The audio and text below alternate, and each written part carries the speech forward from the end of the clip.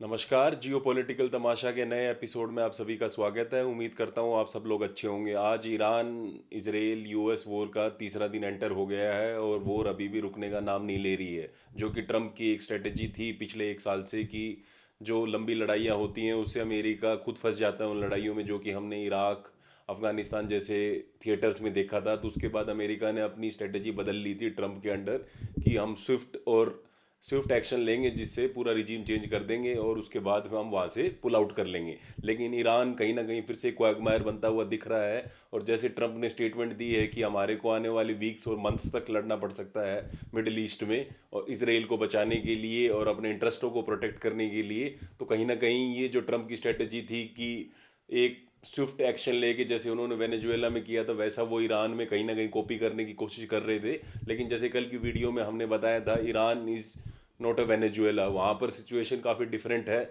और ईरान में रिजीम को ओवरथ्रो करने के लिए काफ़ी मैन पावर और बूट्स ऑन द ग्राउंड लगाने ही पड़ेंगे, वरना रिजीम अनस्टेबल होता हुआ दिख नहीं रहा ईरान में। हमने 2 महीने प्रोटेस्ट में भी देखा, वहाँ भी रिजीम सर्वाइव कर गया, जो दिसंबर और जनवरी इस साल हुआ था प्रोटेस्ट। उसके अलावा रिजीम के टॉप लीडर्स को मार दिया लास्ट ईयर, तब भी रिजीम नहीं कोलैप्स किया। और अब तो सुप्रीम लीडर आयतोला अली खमेनी और भी आईआरजीसी के सीनियर कमांडरों को मारने के बाद भी रिजीम सरवाइव करता हुआ दिख रहा है। और जो आयतोल्ला अली खमेनी ने एक स्ट्रेटेजी बनाई थी कि 3 लेयर्स लीडरशिप बनाई थी कि अगर पहले 2 टॉप टीयर के लीडर चले जाएं तो भी थर्ड टीयर का जो लीडर है वो रिप्लेस करेगा। तो एक जो सक्सेशन प्लान बना के गए आयतोल्ला अली खमेनी, वो तीसरे दिन भी वॉर में कहीं ना कहीं टिकता हुआ दिख रहा है। और उनके जो टॉप बंदे थे अली लरजानी, जो कि सारा ईरान संभाल रहे हैं पिछले 6-7 महीनों से, जब से जून में लास्ट ईयर वॉर हुई तब से वो अभी भी एक्टिव हैं ग्राउंड के ऊपर। और उनका कोई पता नहीं है, वेयर अबाउट्स उनकी पता नहीं है कि वो कहाँ छुपे हुए हैं, लेकिन वो इफेक्टिवली ईरानियन फोर्सेस को ऑपरेट करने में कामयाब हो रहे हैं। और ईरान अभी भी न्यूक्लियर मिसाइल्स और ड्रोन्स के थ्रू अटैक कर रहा है गल्फ कंट्रीज के ऊपर और इसराइल के ऊपर। कल हमने सेकेंड डे में हमने देखा कि टेल अवीव में एक अटैक हुआ जिसमें 9 लोग से ज़्यादा मारे गए।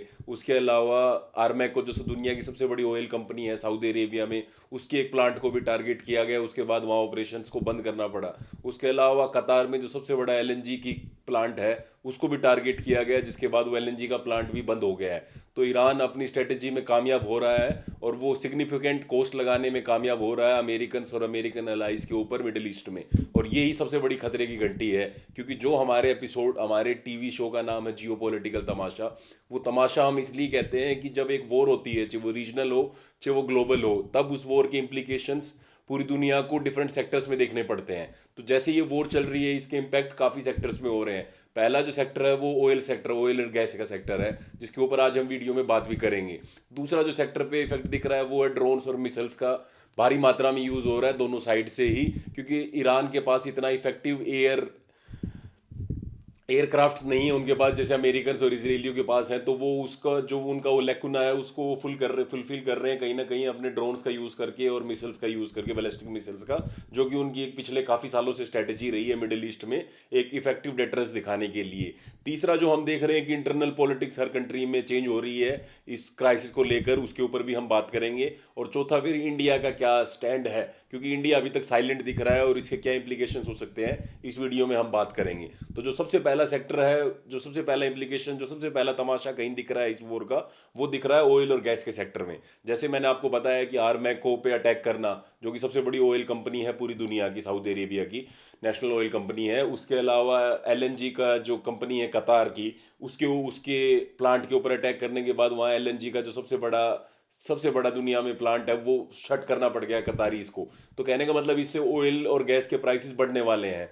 कल से जो हम देख रहे हैं ऑयल मार्केट में अप्रोक्सीमेटली 10% प्राइसेस बढ़ गए हैं ऑयल के, क्रूड ऑयल के पर बैरल, और साथ में एलएनजी के प्राइसेस भी बढ़ रहे हैं। और ये दोनों ही दोनों कहीं ना कहीं सबसे ज़्यादा इंपैक्ट करने वाले हैं एशियन इकोनॉमीज़ को, चाहे वो इंडिया हो, चाहे वो चाइना हो, चाहे वो साउथ कोरिया हो, चाहे वो जापान हो। सबसे ज़्यादा इंपैक्ट हमारे को यहाँ देखने को मिलेगा, क्योंकि ये सारी कंट्रीज डिपेंडेंट हाँ आज भी मिडिल ईस्टर्न ऑयल के ऊपर, क्योंकि अमेरिका ने तो अपना खुद का ऑयल निकालना स्टार्ट कर दिया है पिछले काफ़ी सालों से, जो उन्होंने शेल रेवोल्यूशन की उसके बाद। साथ में उनको वेनेजुएलन ऑयल पे भी उन्होंने कैप्चर कर लिया है मडूरो को हटाकर, तो उनकी ऑयल सप्लाईज फिक्स्ड है, उनको कोई दिक्कत है नहीं। साथ में यूरोपियंस भी पिछले इतने सालों से लड़ रहे हैं रशिया के साथ, जो पहले वहाँ से वो गैस लेते थे, अब उन्होंने भी अपने अल्टरनेटिव चैनल्स ढूंढ लिए हैं और अमेरिकन और वेनेजुएलन ऑयल भी उनके मार्केट में आना स्टार्ट हो गया है।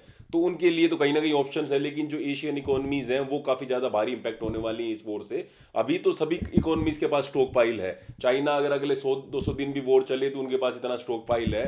जापान ने भी अपना स्टॉक पाइल बना रखा है, साउथ कोरिया के पास भी, इंडिया के पास भी है। लेकिन अगर वॉर ड्रैग ऑन होती है मंथ्स और आने वाले वीक्स में, तो इससे कहीं ना कहीं इम्पैक्ट पड़ेगा सबकी, सारे कंज्यूमर्स के और इन सारी इकोनॉमीज के ऊपर।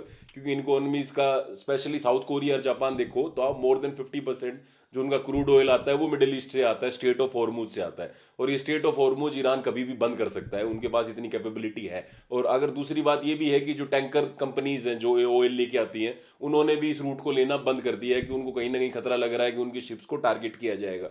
कल भी ईरान की एक बैलिस्टिक मिसाइल ने एक ऑयल टैंकर को टारगेट किया, जिसमें एक इंडियन भी मरने की खबर आ रही है। तो कहने का मतलब अब ऑयल टैंकर कंपनीज इस रूट को अवॉइड कर रही हैं, साथ में इंश्योरेंस कॉस्ट बहुत ज़्यादा बढ़ गई है। तो ये ऑयल के प्राइसेस जो इंक्रीज हो रहे हैं ये हर्ट करेंगे एशियन इकोनॉमीज को, ना कि यूरोपियन और अमेरिकन इकोनॉमी को। तो कहीं ना कहीं अमेरिका ने ये वॉर जो स्टार्ट की है एक सेंसलेस वॉर है, क्योंकि इनके पास कोई, इन्होंने कोई न्यूक्लियर प्लांट को टारगेट नहीं किया। ये ईरान को पिछले 20 साल से क्या बोल रहे हैं कि ईरान न्यूक्लियर बॉम्ब बना लेगा, न्यूक्लियर बॉम्ब बना लेगा। नेतन्याहू तो 95 से लगे हुए हैं, जब से वो कह रहे हैं कि ईरान कुछ ही हफ्तों में बना लेगा या कुछ ही महीनों में बना लेगा।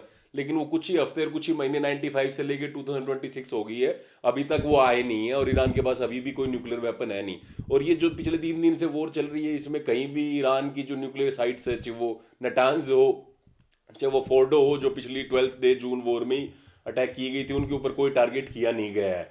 आज आईएईए की जो इंटरनेशनल एटॉमिक एनर्जी एसोसिएशन की मीटिंग थी, उसमें भी कहीं भी ऐसी बात का कोई आया नहीं कि इन न्यूक्लियर साइट्स को टारगेट किया गया है जो ईरान के अंदर है, जो एनरिचमेंट कर रही है यूरेनियम का।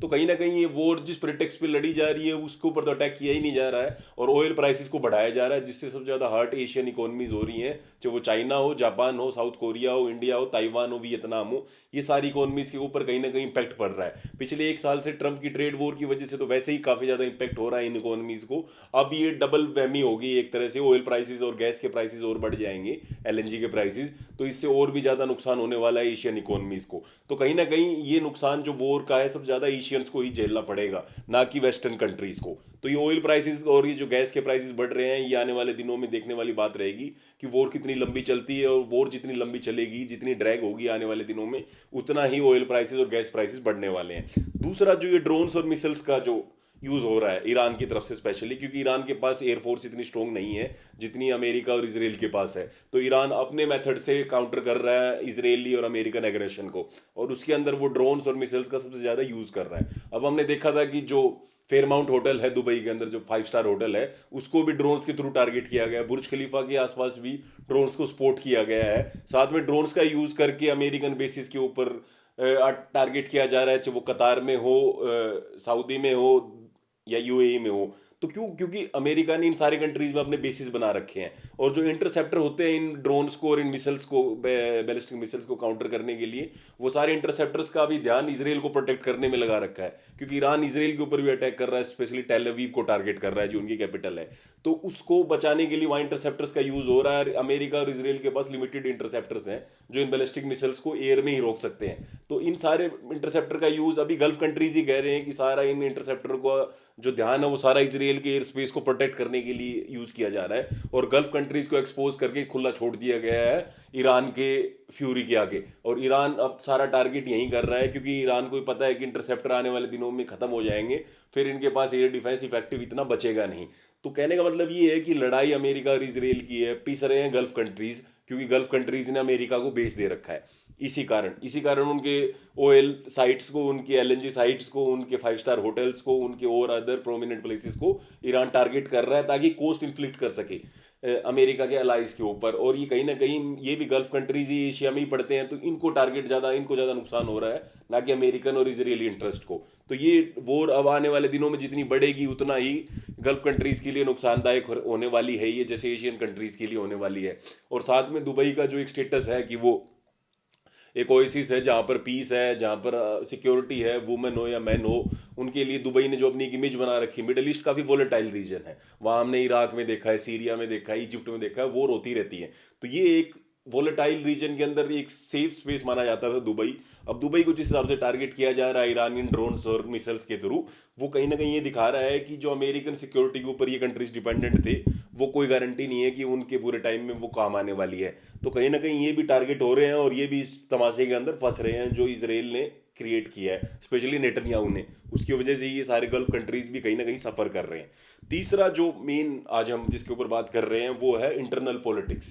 अब इंटरनल पॉलिटिक्स भी कंट्रियों की बदल रही है।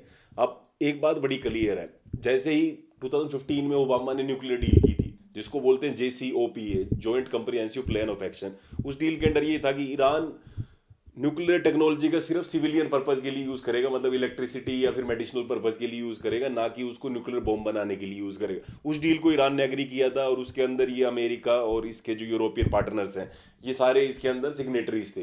तो जैसे ही ट्रंप आया 2016 के बाद प्रेसिडेंट बन के, तो उसने आते ही सबसे पहले पुल आउट कर दिया इस डील से। अब इस डील से पुल आउट करने के बाद यूरोपियन जो कंट्रीज थे उन्होंने कहा कि हम इस डील में रहेंगे, लेकिन यूरोपियंस अमेरिका को फोर्स नहीं कर पाए इस डील में वापस आने के लिए। जो वो बाद में बाइडन आ गया और फिर से ट्रंप आया तो अभी कुछ कर नहीं पाए।